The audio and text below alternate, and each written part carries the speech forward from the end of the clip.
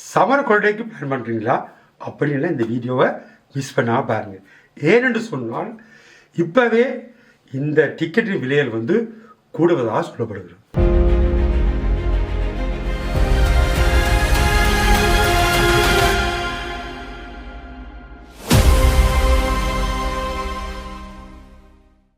இப்போ நடக்கும் இந்த ஈரான் அமெரிக்க யுத்தம் காரணமாக உங்களுக்கு தெரியும் பலதரப்பட்ட பிரச்சனைகள், இந்த பென்ஷன்கள் விலைகள் அதுகளெல்லாம் கூடிக்கொண்டிருக்கிறது.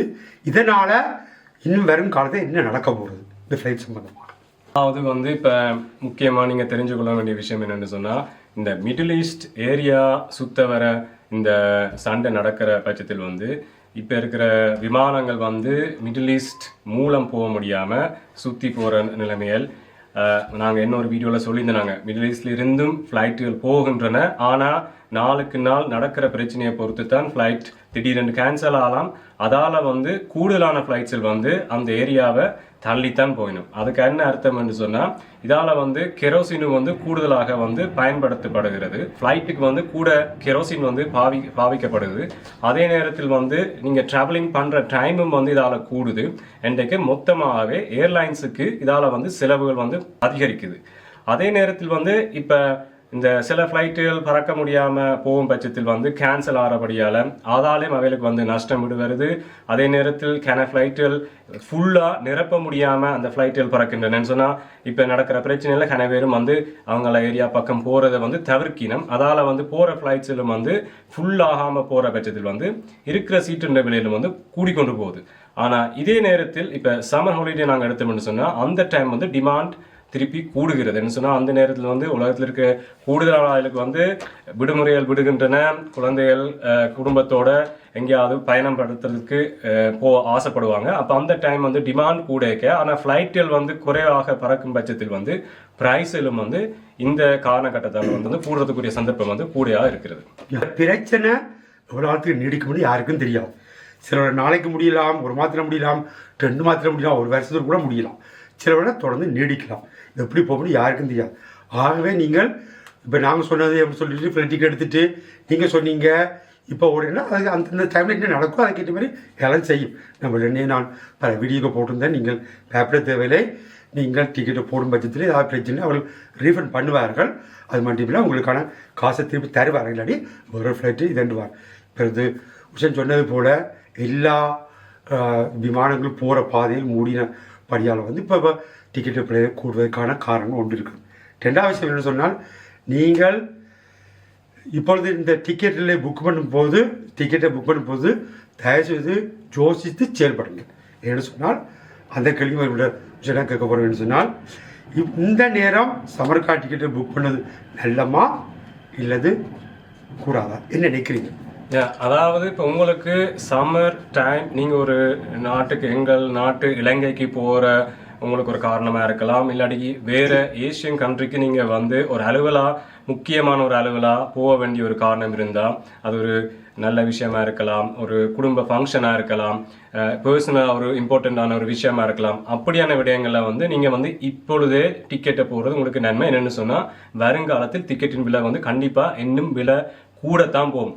ஏன்னு சொன்னால் ஒரு சின்ன உதாரணத்துக்கு சொல்கிறேன். இப்போ ஸ்பெயினுக்கு போகிறதுக்கு சுவிஸில் இருந்து ஒரு 200-300 ஃப்ராங்க் போகிற டிக்கெட்டு இன்றைக்கு 1000 ஃப்ராங்கை தாண்டி போய் கொண்டிருக்குது. என்னென்னு சொன்னால் இந்த ஈஸ்டர் ஹாலிடே இப்போ வருது.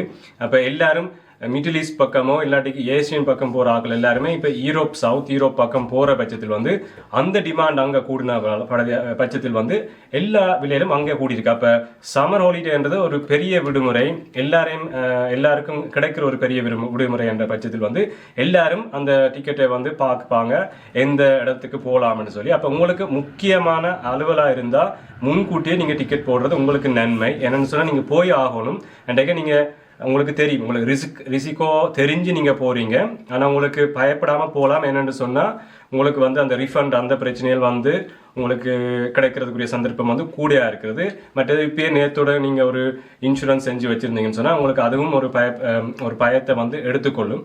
அதே நேரத்தில் உங்களுக்கு கட்டாயமான வேலையில் ஒன்றும் இல்லாட்டிக்கு நீங்கள் அங்கால பக்கங்கள் போகிறத வந்து தவிர்த்து வேறு பக்கம், அதாவது ஏஷியன் கண்ட்ரி பக்கம் போகாமல் மற்ற பக்கத்துக்கு எங்கேயாவது இல்லாட்டி யூரோப்புக்குள்ள சேஃப்டியான இடத்துக்கு போகிறது வந்து உங்களுக்கு நன்மையை தரும்ன்றது என்ற அபிப்பிராயம்.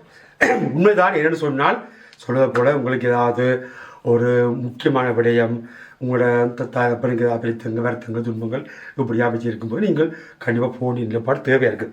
மற்றபடி நீங்கள் நாங்கள் அங்கே போகிறோம் இந்த நாளுக்கு நான் ஹாலிடே போகணும் அங்கே போகணும்னு சொல்லி தச்சலாக போகிற இடத்துல வந்து நீங்கள் போய் வர நேரத்தில் வந்து விமான டிக்கெட்டுகள் வந்து விமானம் ஓடவில்லைன்னு சொன்னால் உங்களுக்கு தான் பிரச்சனை.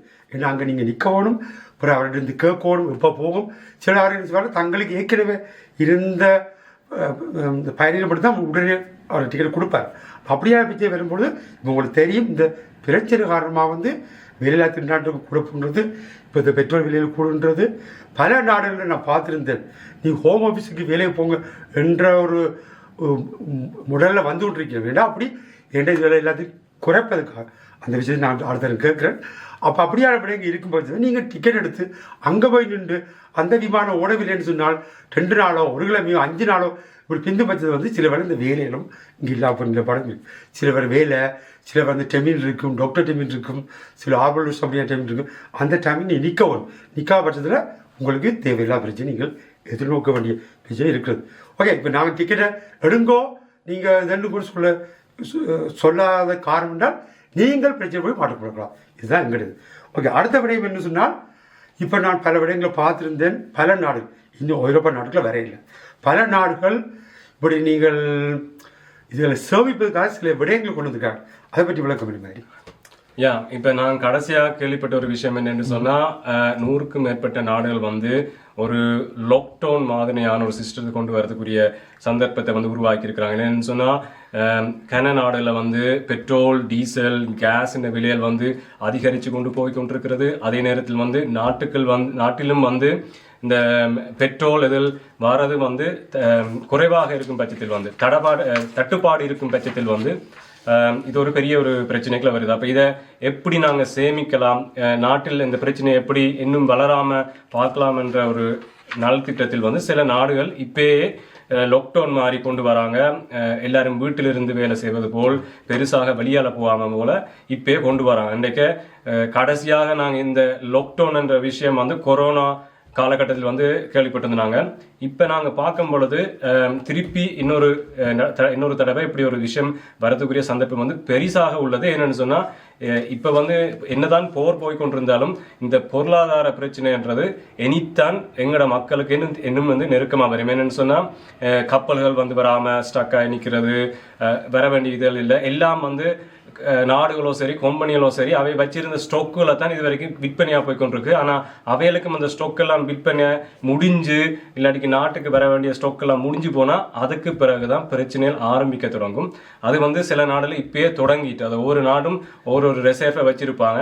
ஆனால் கூடுதலான நாடுகள் வந்து ரிசர்வ் எல்லாம் முடிஞ்சு கொண்டு வருது. இந்த பிரச்சனை வந்து ஒரு கூடிய சீக்கிரத்துக்கு ஒரு முடிவுக்கு வராட்டிக்கு இந்த உலகத்தில் வந்து ஒரு பெரிய பிரச்சனை, பொருளாதார பிரச்சனை வந்து பெருசாக வெடிக்கிறதுக்குரிய சந்தர்ப்பமும் இந்த கட்டத்தில் இருக்கிறது. ஓகே, அவர்களே நீங்கள் விளங்கியிருப்பீங்க. என்னென்னு சொன்னால் பொருளாதார பிரச்சனை வரும் பட்சத்தில் வந்து வேலையில்லாத திண்டாட்டங்களும் எப்படி சந்தர்ப்பம் இருக்குது. எனக்கு தெரியும் இந்த கிட்டையில் பார்த்துருப்பீங்க வந்து அமெரிக்கா விதித்த அந்த வரி காரணமாகவும் பல கம்பெனிகள் பல ஃபீர்மாக்களில் வேலை செய்கிறவர்கள் எனக்கு அடித்திருந்தார்கள். ஆனால் நான் வந்து ஃபிக்ஸாக வேலை செய்தேன். இப்போ வந்து மல்டியாச்சப்போ தான் வேலை செய்கிறேன் என்றால் வரி சம்பந்தம் வரி கூடின பட்சத்தில் வந்து அங்கே வந்து தயாரிப்புகள் வந்து குறைய பட்சத்தில் என்ன நடக்கும், வேலை உள்ள ஆட்கள் நிப்பாட்டு வரல, கொஞ்சம் தான் வேலை கொடுப்பாங்க. இப்படியா வச்செல்லாம் இந்த வரி நேரத்தில் நான் பார்த்துருக்கேன். இப்போ வந்து பொருளாதார பிரச்சனை கூடும்போது இப்படியான வெள்ள திண்டாட்டங்களும் வரும். ஆக நீங்கள் இந்த வெளிநாட்டு பயணங்களை குறைவாக தவிர்த்துக் கொள்வது உங்களுக்கு நன்மை என்றுதான் என்னால் சொல்ல முடியும். காலங்கள் வரும், காலங்கள் ஓடிக்கொண்டே இருக்கும். இது இல்லாட்டி இன்னொரு காலத்தில் இந்த இப்போ நீங்கள் கொரோனா வந்த காலத்தில் யாரும் எதிர்பார்க்கல. கொரோனா பிறகு ஒரு விடிய வந்தது. இப்போ தான் அடுத்த ஒரு பிரச்சனை இப்படியே வேறு வாழ்க்கையில் ஒன்று வந்து கொண்டே இருக்கும். அவர்களே சிந்தித்து செய்யப்படுங்க. உங்களுக்கான அடுத்த இந்த சம்பந்தமான வீடியோக்களை நான் கொண்டு வரேன்.